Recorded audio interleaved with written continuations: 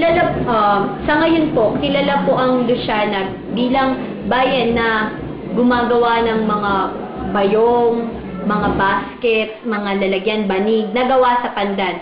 Paano po na-discover ng mga unang taong nanirahan sa Luciana ang business na to o ang hanap buhay na to? Actually, mula doon sa pagiging halaman, indigenous yan dito. So, hindi namin makita sa kasaysayan o kung meron man, hindi pa namin nakikita ang talaan ng kasaysayan kung ano ang simulasyon. Paano nagkaroon dito ng pandan at noong bago magkastila ay ano ang ginagawa nila sa dahon ng pandan. So, wala pa kaming makuhang talaan ng kasaysayan. Subalit nitong panahong Kastila at makalipas, nakita na lang namin na ito ay ginagawang bayong. Kung tawagin sa taal na salita ng Luciana ay balulang. At gayon din ginagawang sombrero, iba't ibang klase, at gayon din ay banig. So, ito ay ipinadadala sa iba't ibang lugar as far as Isabela towards the north. And then dito sa south, naidadala yan hanggang sa Mindoro. At sa iba pang mga kanugnog na bayan, tulad ng o lugar, tulad ng Manila, Batangas, Cavite, kung saan may mga pangangailangan sa produktong pandan. Nasabi niyo rin po kanina yung lahat ng yung buong kasaysayan ng Luciana. Ano po ba kailan po ba talaga yung eksaktong petsa kung saan naging malaya ang bayan ng Luciana? In 1848, so far as the Spanish records will tell, there was already a civil independence of Luciana as a town. But it was not an absolute independence. Because during that time, a town to be fully independent should be totally separated in independent as a town and as a parish. Because the government during that time had no separation of the church and state. Kaya, paano natin masasabi na ito ay lubusang malaya?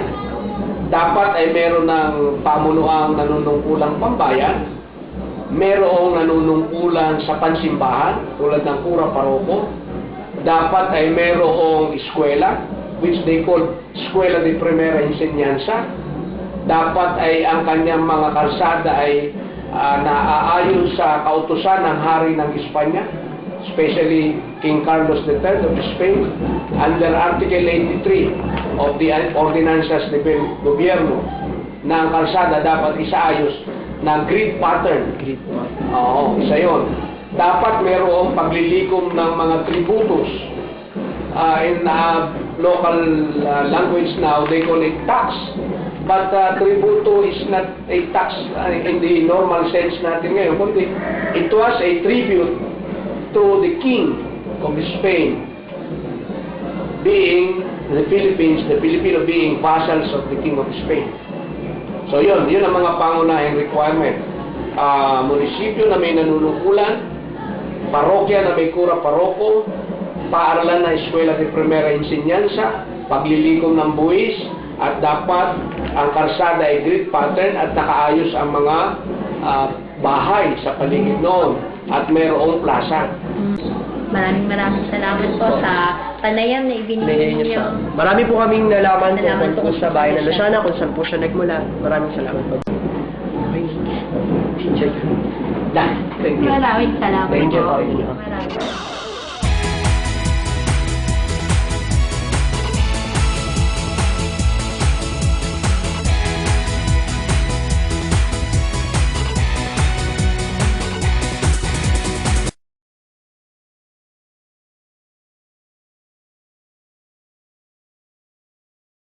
Alam nyo ba na ang mga produktong ito ay yari sa pandan na ngayon ay ine-export na rin sa ibang bansa? Oo, tama kayo. Lahat ng produktong ito ay yari sa pandan. Dagdag pa rito, mas maayos gamitin ang mga bayong na yari sa pandan kaysa yari sa plastic. Bakit? Hindi lang ito nakakatulong sa komunidad, kundi nakatutulong din ito sa loob ng bansa. Halina't alamin natin kung paano ito ginagawa. Ang pandan ay tumutubo sa iba't ibang bahagi ng bayan. Kinukuha ang mga dahon ng pandan mula sa mataas nitong puno at pinuputol upang siyang gamitin sa paglalala.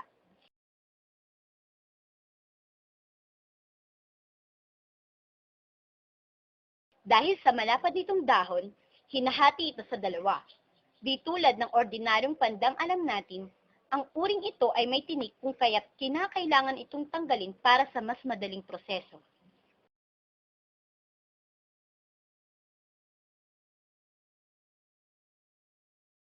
Ate, ano po ang tawag sa prosesong ginagawa nyo ngayon sa pandan?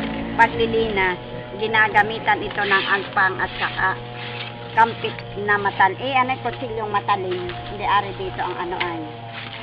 Yung mapurol at maano ang linas. Kaya kailangan ay matalim ang ano. Para saan po ba yung paglilinas nyo? Ito ay ginagawa namin bayong. Magkakasukat po ba yung mga Oo. pandan na yan? Ay mayroong ang pinulaang dito ay yung banig. Tawagin ay banig, maliit ang linas noon. Ay ito ay sa ano, aming hanap buhay ay yung kung tawagin bayong. Maaari nyo po bang isalaysay sa amin kung papaano nililinas ang mga pandan na yan? Kung papaano yung proseso? Ito ay, ang una nito, ano ay, kinukuha sa pandanan. Sa pandanan po. Oo, tapos ay iuwi. At dahil ang kinukuha ng pandan ay sa ano ay malayong, hindi sa tabing karsada. Tapos ay nililinas na ganito. Isa-isa itong nililinas.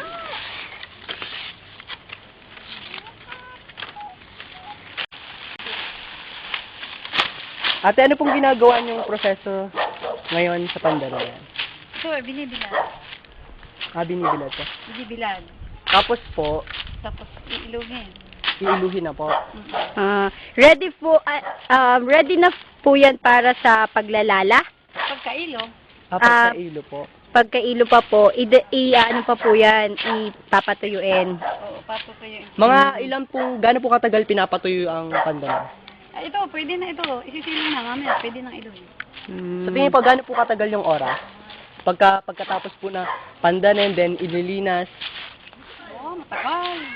mga ilang oras po, o araw po ba Ay, okay, mga... ano? Di ngayon, namandan. Tapos, mamaya lilinasin, bukas. Ibibilad. Di sa hapon pa, pag mainit, pwedeng ilugin. Isang araw. Pagka mainit po talaga, isang araw. Depende na rin po sa panahon kung mainit o maaraw. Depende. Kung mainit o maulan. Di pag maulan, hindi pwede.